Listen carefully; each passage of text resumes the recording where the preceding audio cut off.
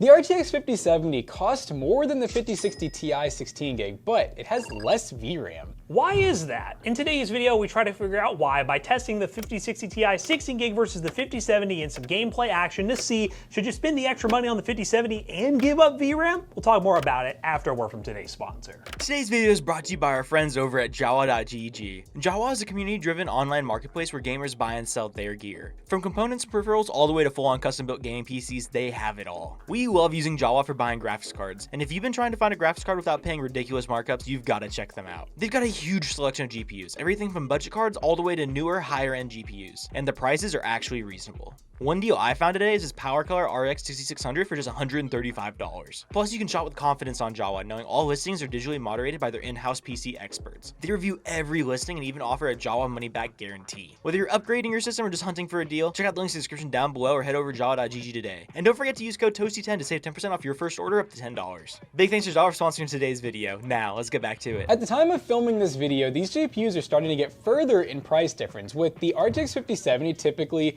being around $550 for a 3-fan model, and then for the cheapest 5060 Ti 16 gig, you're now looking at $430. At one point, it was $499, and that was just a no-brainer. Spend the extra $50. We didn't even think it was worth making this video, but now there's over $100 difference, so maybe it is worth giving up some VRAM.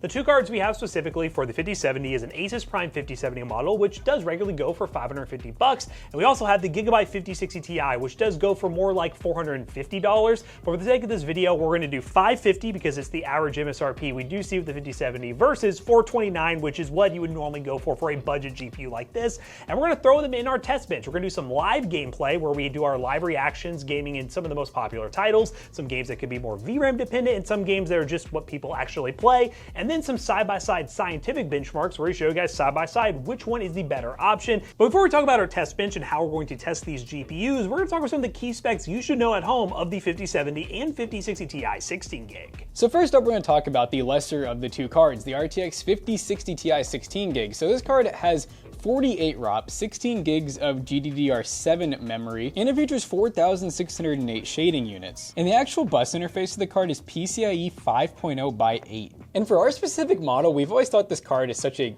interesting card. So first of all, the actual PCIe is literally by 8. So it's not like a 16 where they just only have some of the pins. They just got rid of the other half of it. It still seems to work like a normal card though. And then on the top, our PCIe 8 pin is actually towards the very front of the card. And one thing I think is so impressive is look at the actual size of the PCB. This is actually a tiny graphics card. I mean, this kind of gives you an idea too.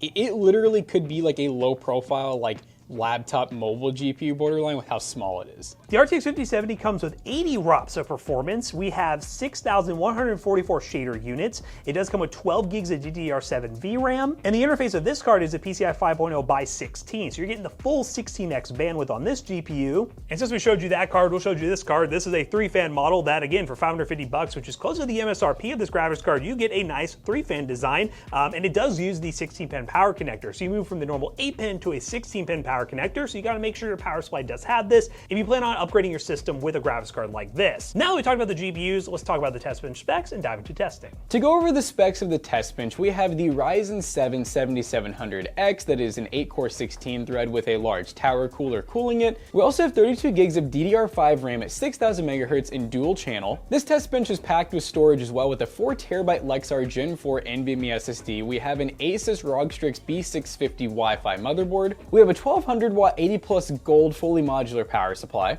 all inside of a pretty high airflow full ATX case. So now that we talked about our test bench and our GPUs, we need to put these in and do a lot of testing. Trying to get to work. Alright guys, we are starting off on the 5060 Ti 16 gig running some Doom on ultra settings, 1440p. We're running DLSS balance. We will turn it off, don't you worry, I know y'all are already getting mad in the comments. But this is a game that, man, it loves a little bit of upscaling performance, and DLSS is really good, honestly, especially because we're only getting 79. I will say it's consistent. It's like between 70 and 80 FPS. Response time's a little bit up there, but this is a playable 1440p experience, kind of like a console. Yeah, so a little below 80 FPS. I'd be curious to see what the jump is from 5070. Right now, VRAM-wise, in this scene, we're not having any issues, especially running these settings. I know with our 16 versus 8 gig VRAM video, we crank things up really high and we're able to cause problems on the 8 gig card. But in this scenario, it looks like it wouldn't even cause a problem with the 8 gig card. So having 12 gigs with that 5070, we should have a smooth experience. Should. And we should get more performance because it is an overall faster GPU. All right, so we saw DLSS on, 70, 80 FPS, not too bad at 1440p with some ultra settings. I almost called it a nightmare. So let's see what this does. No DLSS, no upscaling. Ooh. See, I'm telling you guys, upscaling it adds.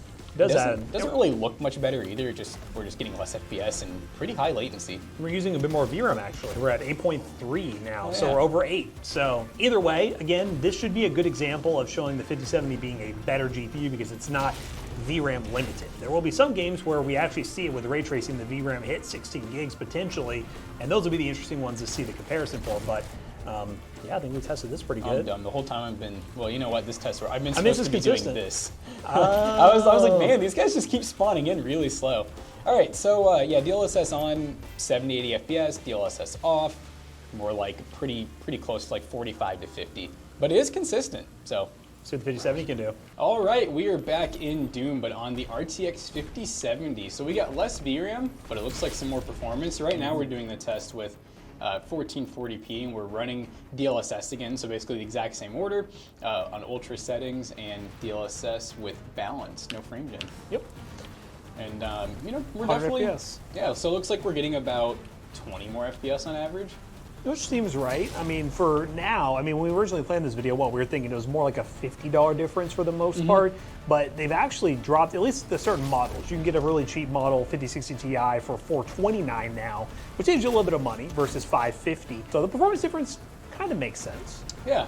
So no, it is nice to see them kind of closing the gap a little bit because. Or sorry, not closing the gap, but I guess further extending it, because before the 5060 Ti 16 gig was like so expensive. It was very, very overpriced for the model. All right, so we're gonna go back to TAA. So now we're doing no upscaling. I know before we dropped down pretty. It's like 48 FPS, and Yeah. we're in the 60s now, so you could run native if you wanted to. Yeah, so it's pretty like linear performance, it seems like. But yeah, this feels a lot. When we dropped it down before, I would describe it as pretty close to the point of unplayable on the 5060 Ti. So 5070, less VRAM, but definitely more raw horsepower. Well, yeah, looking pretty good. So we'll just call this about 20 to 25 more FPS on average. So let's go ahead and go on to the next one. Next game. Bench Marcus. All right, guys, it's time for a Bench Marcus to make an appearance. God, he looks so pretty. I don't even want to see him after benchmarking 12 times for the fans. But let's go ahead and pull up the specs. So this game is going to run, once again, at 1440p. I think every test, unless we say otherwise, will be 1440p because we just think it's the new 1080p, and these are good cards. So medium preset, DLSS currently is on balance with frame gen. So this is going to be like closer to best case scenario. And ray tracing at medium, right?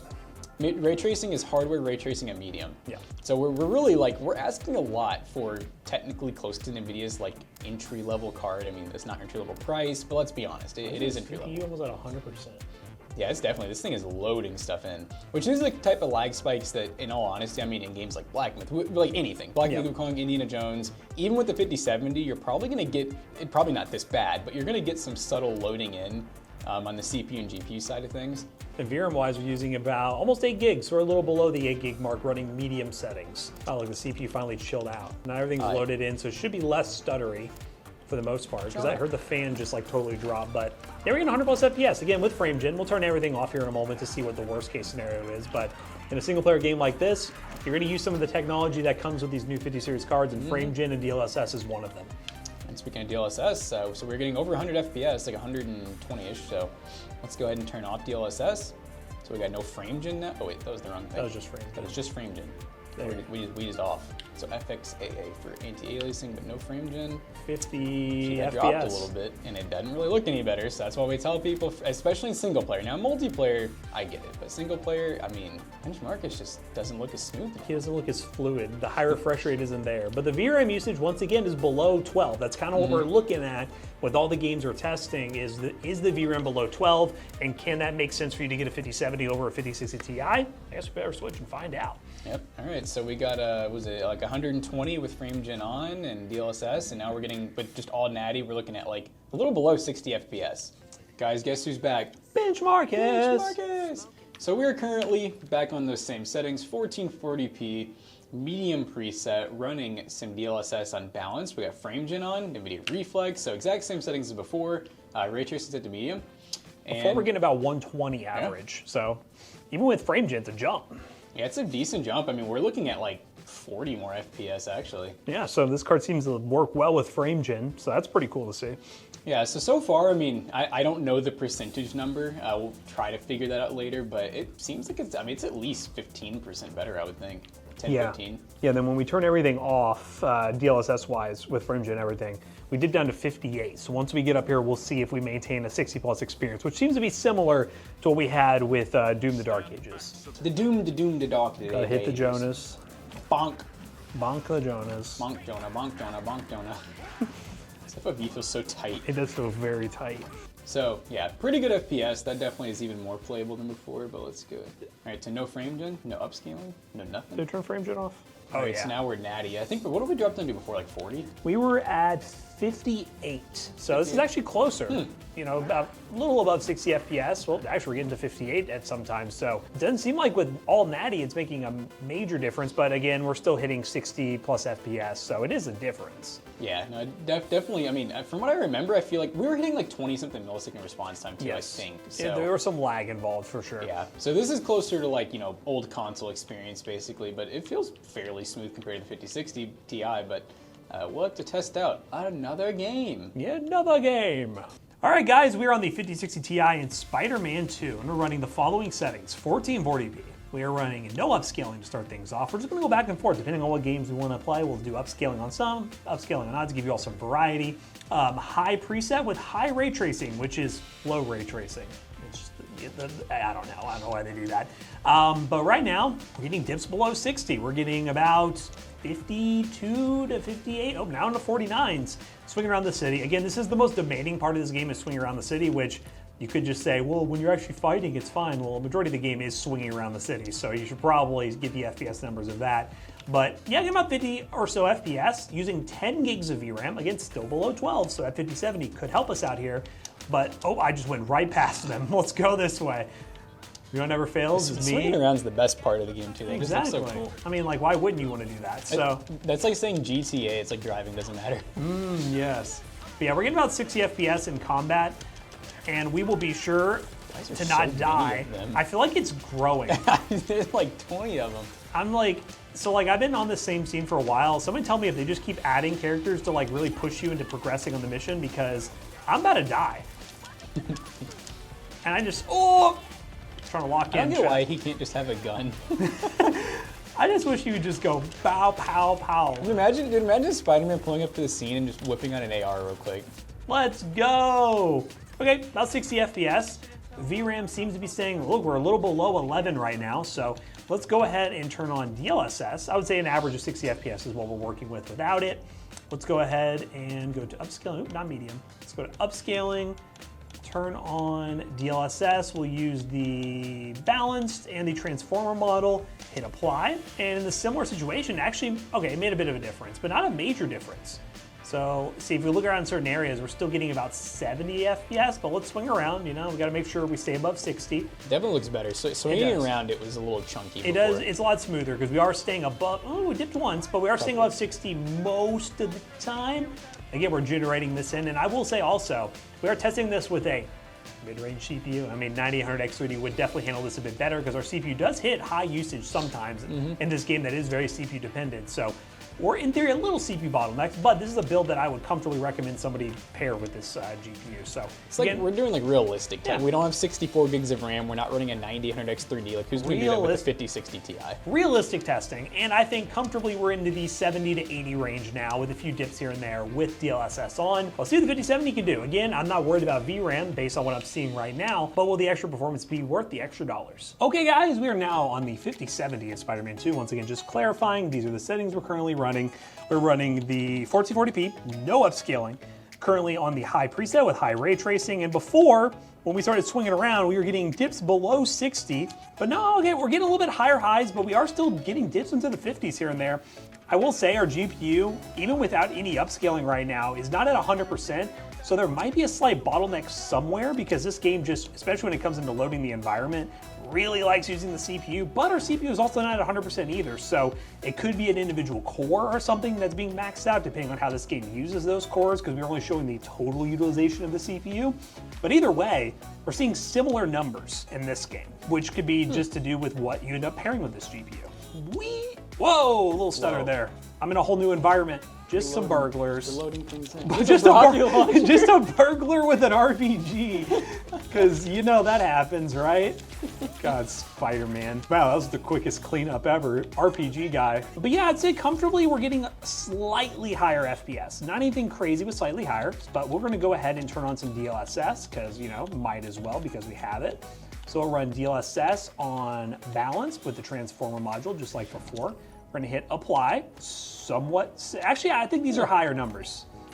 Slightly higher numbers, but either way, it's playable. I think it just really depends on the game. That's why we show you guys a wide variety of different games, because the gap might be bigger and some games might be more CPU bound than others, this being a really demanding game, but this seems to have alleviated any of our dips below 60. So, wait, hold up, this is where it normally gets kind of crazy.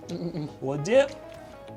Yeah, because I think before we hit like low 50s at some points. Oh, yeah. we randomly hit a 50 there. We randomly hit a 50. It happens every so often, but again, very intensive, but I would say definitely still a win for the 5070, but based on the testing we've done so far, the gap is much smaller with this CPU. It could vary depending on what CPU you pair with, but we think, again, this is a very realistic CPU to pair with a GPU like this.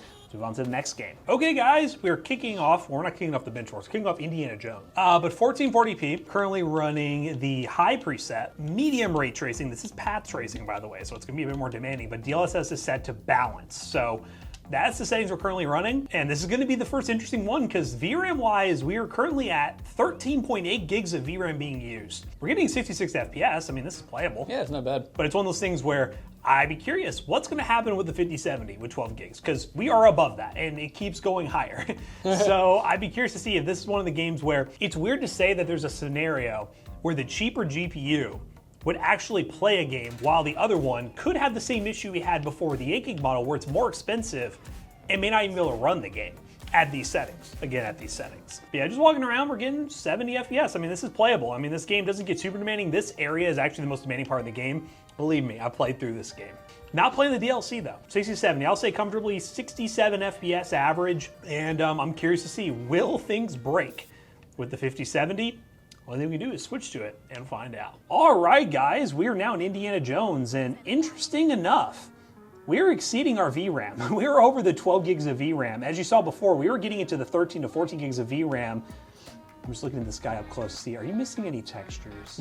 Are you missing any textures? But he's glitching. We are running the same settings. So we're currently running 1440p, the high preset, which it is giving us a warning saying to lower the quality because we are exceeding VRAM usage right now.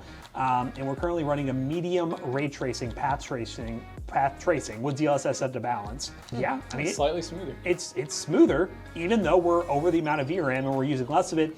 Theoretically, that VRAM just didn't disappear. There's probably some, if you look up at a texture or something side by side, there's probably something that's not loading in nearly as much as it did on the other card. But is it impacting my overall gaming experience looking at this right now? No. It looks about the same. Like, it does not seem any different. Yeah, it's like if you didn't have a full performance metric sheet up, you'd just be like, oh, this feels smoother. Yeah, this feels smoother. I'm just getting higher FPS right now. And nothing crazy is happening. The VRAM is capped out where it is. Could there be a scenario in this game where you jump to another scene and you make it a little more stutter and load time? Potentially. But in terms of the raw GPU horsepower versus the 5060 Ti, we're seeing enough of an uplift where it would be worth it for someone to pick this up, even though they're playing this game on these settings, and if they didn't want to deal with any of those like issues with textures not loading in properly, they certainly could just lower settings slightly. This is looking like, again, a win in a game that I thought would be a major problem for the 5070. Yeah, it's not nearly as bad as when we did our 5068 gig test. Yes. That was, which to be fair, we're added 4 more gigs of VRAM, so yes. I would have hoped it would run this game at that. Yeah, we're really hoping 12 can still hold us over for a while, and it looks like, even though it's still going up, it is going to be, you know, let's see if I can do this without it breaking. It probably is going to break, actually. I want to see what Task Manager is saying in terms of like what we're borrowing and what we're using. So it looks like we are hitting 12 and we are using some shared memory right now. So we are using a little bit of RAM for shared memory, but it's such a little amount currently that I don't think it's causing a major issue in terms of performance. So we are, again, actually exceeding the VRAM usage and using shared memory, but in this scenario with 12 gigs and the horsepower we have, it still yields in better overall performance. Weird, but it's a thing. Let's move on to the next game. Guys, we are now playing Fortnite. Let me show you guys the settings currently we are running. 1440p, DX12, far reach distance, low textures. You watch any of the Toasted Bros videos, you know that by now. I'm gonna go somewhere different, because last time I went somewhere that was a little crazy, and I died pretty quickly, so we're gonna go to this. Don't forget to record in the capture card. Yeah, he made me look again. But we are recording on the capture card now, so that's good. We talk about off camera, and then the recording you guys will never see. Fortnite on DX12, even right now, I mean, this is using a decent amount of GPU still. We're at 98% usage sometimes. We may not see a major difference, but we think we will see a difference, especially between the 5060 Ti and the 5070. But will it be that significant when we're already getting, what, 260 to 280 FPS? Well, we'll find out. Yeah, Fortnite's one of those weird games where, like, because I'm thinking about like my 5080 at home, and I don't feel like I get much more than this. Yeah, I mean, even on a 9000X 3D. Riding inside this building about 300 FPS on, but then we get dips randomly down to 170. So, you know, you never really know what it's going to be like on any given day. Let's be honest. Oh no! Oh gosh, dude, he has movement tech. It's kind of scary. Oh my god, he wants you. He wanted you. Holy crap! Is this a new season? Is this what is happening? Oh! You're not recording. No, I'm just kidding. So I was like, yeah, I'll get some shields. It'll help me against the last guy. That didn't help me at all. Fortnite shotguns are like something different. Like the time to kill is insane. Who's fighting someone? I think this is my moment. Kidding me? I'll say that's not real. War's Wolverine. That's what I'm really worried about. Yeah, we can pretty comfortably say we're getting about close to 300 FPS. So I would say like 280 plus is pretty accurate, but we do still have dips. You guys at home are going to be the ones to decide. Is this, we're going to make a difference. Yeah, Fortnite and like other esports titles are usually kind of games where it's you don't really maintain constant like super high FPS. No, you're always going to get like little dips where it's like 100 FPS lower. All right, I just want to see what's happening over here, and then we're going to switch and see what the 5070 can do in this game. Oh, this is a real gamer. No, they're not. They ran away. Okay, well, they're gone, so that's fine. You don't need to see any more. 280 FPS. I'm calling it there. That is what we're working with, and I'm in a Cybertruck. Let's see what the 5070 can do. Okay, guys, it is time to test the 5070. Hopefully I don't die immediately, but we are going to the same location. We got Foxy Floodgate, currently running the same settings. We are at 1440p, DX12, far view distance, low textures. The FPS was all over the place when we tested the 5060 Ti, but it was a pretty normal consensus that we were at like an average of like 280 FPS, 270 was kind of the number we landed on. So we'll see what that is when we land. Will it be CPU bottlenecked in this scenario? Potentially. Let's find out. It sounds like a bad term when I'm saying it, but in this situation, we're getting 200 plus FPS. Something has to be holding back something. Like there's always going to be a bottleneck in this scenario. So, oh god, there's a lot of people dropping here. I am scared. Yeah, I think the issue is when people hear bottleneck, they think it means like it's actually taking away performance, but yes. it's not taking it away. Nope. It's just it's limiting is the best term of putting it. Oh my god, this is not good. Go in the sewer. You little Teenage Mutant Ninja Turtle. I didn't even know this area existed. I didn't either. Who left you a weapon? I don't know if we were hitting consistent 300s. Before we did hit 300, but I don't think it was very consistent. So I think this is an improvement. Is it going to be noticeable in the long run? Maybe, maybe not. But it is definitely an actual improvement that we can calculate. One thing that I can't believe we never think about this for these tests really, but you got to think about we're just testing raw gaming performance. There would be a big difference if you decided to start streaming. That is true. Content creation will give you a little bit of headroom for sure. But it's funny though, because having that 16 gigs of VRAM would be nice, wouldn't it? Oh yes. For streaming and content creation, but I still think the 5070 overall would be better for both. Where did Playa go? Oh, that was almost a requeue. Dude, you got him like barely around the corner. Oh, buddy. He peeked at the wrong time. Use up all your shield. Oh, okay, this is the end of me. Yeah. It's the end is he coming through this world. Oh yeah, he's coming through that. Oh, he doesn't know where you're at. Catwoman. No! Oh! I was one more shotgun shot away. Wolfman. I'll drop in one more time, but I think you all got the general idea. It was 300 plus FPS, slightly higher averages across the board. Is it a difference where you would want to pay $120 if you only play this game? Maybe not. But in terms of these two GPUs, it is an improvement. It's Hank Hill. Oh! Oh. No, Hank!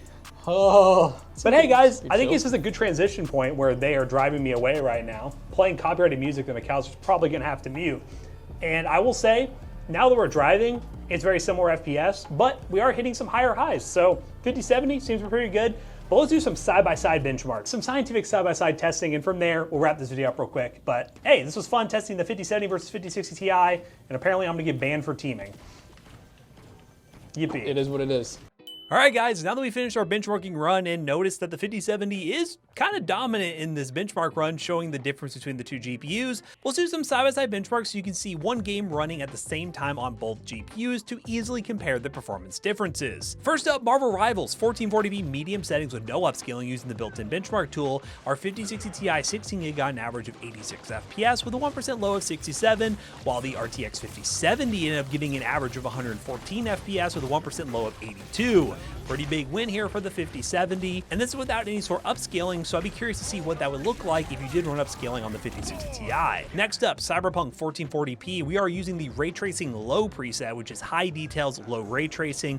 On the 5060 Ti, we got an average of 68.62 FPS, a minimum of 58.81, and a max of 83.74, while the 5070 got an average of 91.90 FPS with a minimum of 78.5 and a max of 110.31. Once again, guys, the 5070 is doing much better in terms of raw horsepower, especially with an RT load. You are getting much more performance, and that VRAM situation is not really a problem, at least in the games we're playing. 12 gigs versus 16 gigs, it looks like 12 gigs is still viable for the 5070 in the games we've tested so far. And running the 3D Mark Time Spy benchmark, the 5060 Ti 16 gig got a score of 16,033 on the GPU score, which using our cents per point calculation ended up being 3 cents per point. And the RTX 5070 ended up with a score of 22,359, which with our cents per point calculation ends up being 2 cents per point. And lastly, we ran CS2 at 1440p low settings. This is more of a CPU test, but actually we saw a difference. The 5060 Ti got an average of 534.3 FPS with a 1% low of 175.4, while the 5070 got an average of 611 with a 1% low of 196.8. I honestly was not expecting a difference here. I thought it would be exactly the same, but you are getting more FPS with the 5070. Now I'll dive into the details during the outro, but it's pretty clear to see the 5070 is significantly better versus the 5060 Ti 16 gig. Now, is it worth the price difference? We gotta talk about that. Let's bring Jackson back in here and wrap this video up real quick. Alright guys, that was a lot of games that we just tested, and I'm actually kind of surprised that the 5060 Ti 16 gig just in raw performance isn't that far off from the 5070, especially considering the fact that it has like half of the PCIe interface, and with the card being as tiny as it is, it's impressive at just how efficient the card is in terms of getting FPS, but at the end all be all, you're paying a little over $100 more for a 5070 now, you're getting less VRAM, but most games that we tested, we did see some pretty good horsepower uplift. We're talking like 20 to 40 FPS better in most games. Now, it's important to mention this video is comparing the 5070 versus the 5060 Ti 16 gig. There is another company out there that sells GPUs, AMD, which would have another option as well you could consider with something like the 9060 XT 16 gig versus something like a 9070. But in this video comparing Team Green, if you're looking for an NVIDIA GPU and you're trying to decide between the 5060 Ti 16 gig and the 5070, it seems like it might be worth spending the money unless you mainly play esports titles, and honestly that recommendation would go across all the GPUs we normally test. You could go more budget because those games are less demanding and they're more CPU bound. But if you want to buy any of the GPUs from today's video, link in the description down below will be affiliate links and will help us out. If you had to pick one of these GPUs today for your next gaming PC build, which one are you buying? But as always, we hope you guys enjoyed today's video. If you did, make sure you check out our other 2 YouTube channels and also our twitch.tv/ToastyBros, and don't forget to like, comment, and subscribe. We'll see you guys in the next one. Bye bye. Now at PCBros.tech, we actually use both of these GPUs in our gaming PCs. We got staple builds that are always on the website and ready to go, and if you didn't know, we actually built a lot of one-off customs. PCBros.tech. Deciding a graphics card for your next PC can be a little bit complicated, but if you go to our website today, you can see some of our staple PCs with benchmarks, so you know exactly what you're getting when you purchase a PC. Use code ToastyBros on checkout. You'll save 3% on your next purchase. See you guys later. Goodbye.